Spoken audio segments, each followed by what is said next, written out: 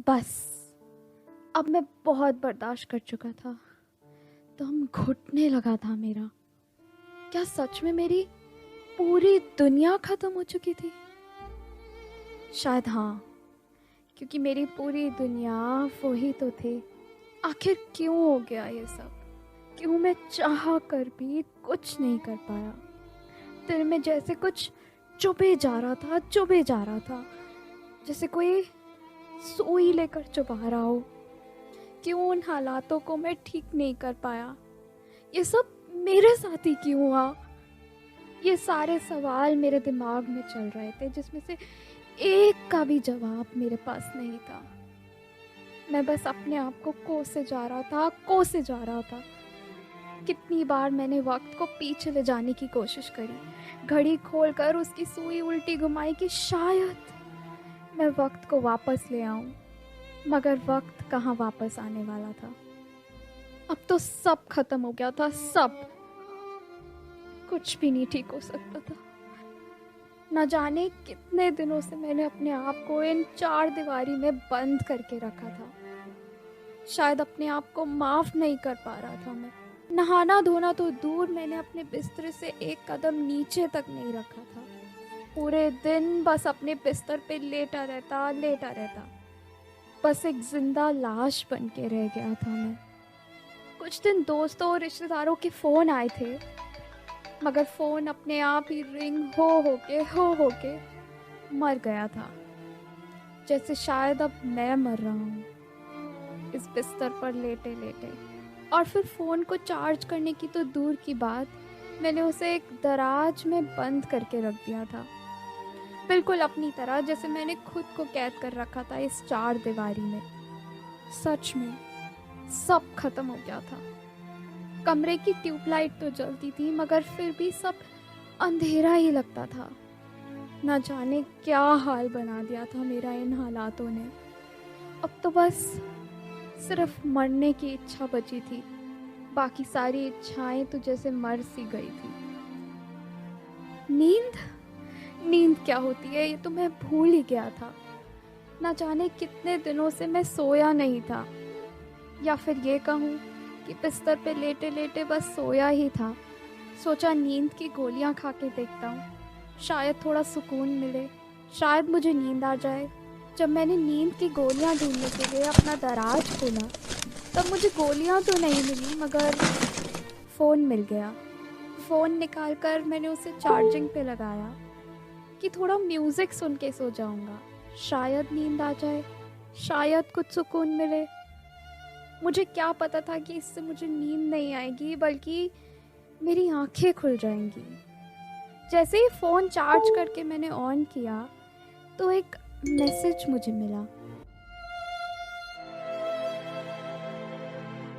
मैं जानता हूँ कि तुम किन हालातों से गुजर रहे हो इस वक्त, मगर कोई भी हालात कितने भी बुरे क्यों ना हो, हम उससे बाहर निकल सकते हैं। बंद करो ये बकवास।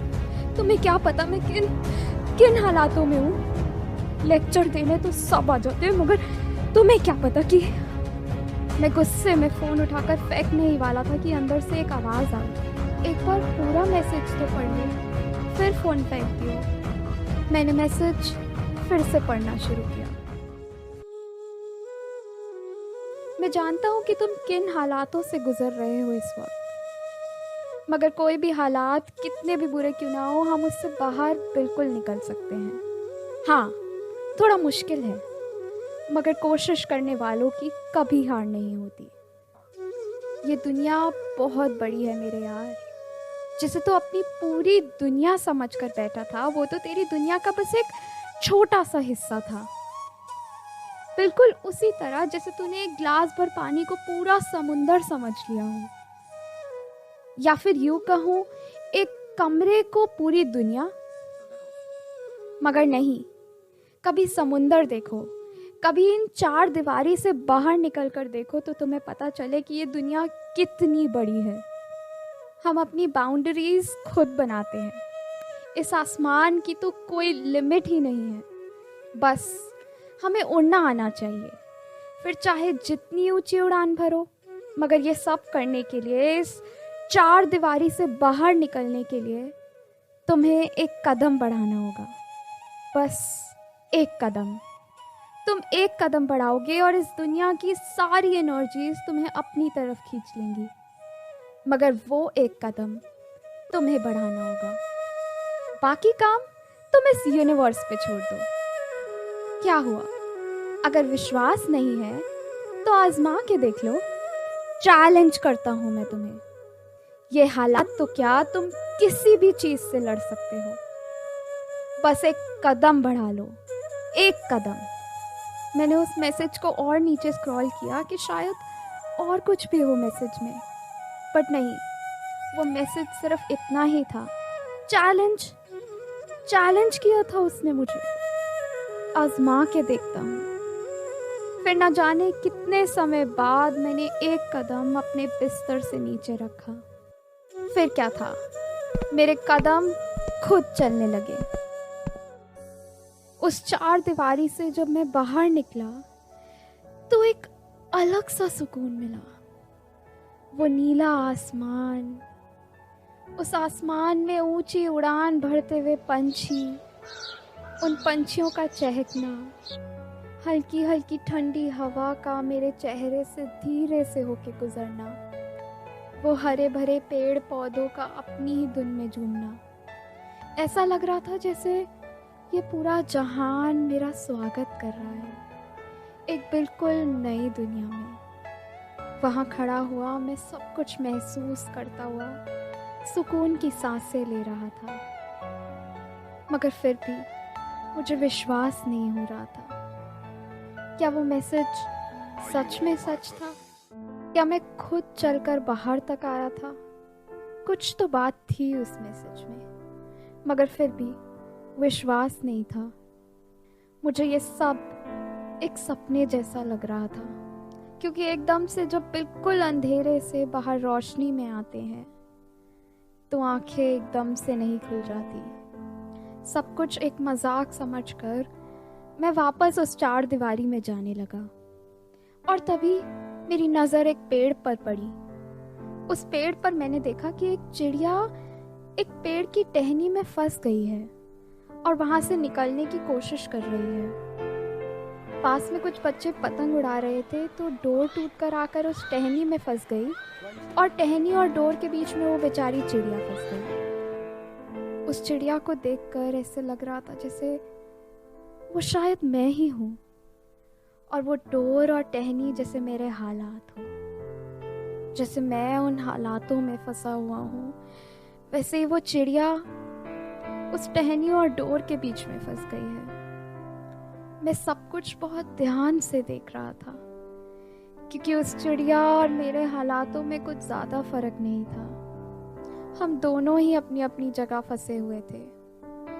वो जितना बाहर निकलने की कोशिश करती, उतना ज़्यादा ही वो उस डोर में लिपटे जा रही थी, मगर फिर भी उसने कोशिश नहीं छोड़ी।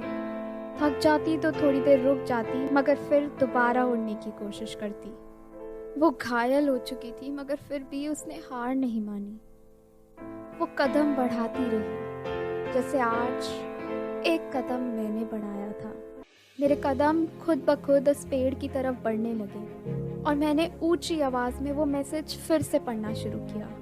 मैं जानता हूँ कि तुम किन हालातों से गुजर रहे हो, मगर कोई भी हालात कितने भी बुरे क्यों ना हो, हम उससे बाहर निकल सकते हैं। हाँ, ये थोड़ा मुश्किल ज़रूर है, मगर नामुमकिन नहीं, और कोशिश करने वालों की कभी हार नहीं होती। मगर इन हालातों से लड़ने के लिए तुम्हें एक कदम बढ़ाना होगा, बस एक कदम।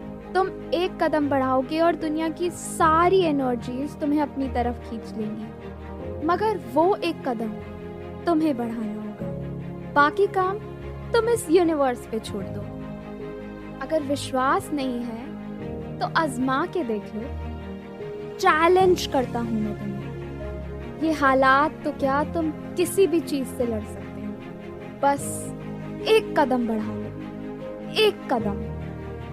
जब मैंने चिड़िया की तरफ देखा तो वो बिल्कुल शांत बैठकर जैसे मेरी सारी बातें सुन रही थी। जैसे ही मैंने बोलना बंद किया, उसने बहुत ऊंची उड़ान भरी, मगर हालातों से मजबूर वो उड़ ना पाई। देखते ही देखते बहुत तेज तूफान आ गया। पेड़ पौधे सब कुछ बहुत जोर जोर से झूलने लगा और फिर एकदम से उस पेड़ की टहनी भी टूट गई और वो चिड़िया जिन हालातों में फंसी थी वहां से बाहर निकल गई और खुशी खुशी उड़ने लगी। मैंने उस मैसेज को चिड़िया पर आजमा कर देख लिया था और अब सच में मुझे उस मैसेज पर विश्वास हो गया था कि हाँ, सच में हमें बस एक कदम बढ़ाना है और बाकी सब यूनिवर्स पे छोड़ देना है। A journey of 1,000 miles begins with one step. Happy World Mental Health Day.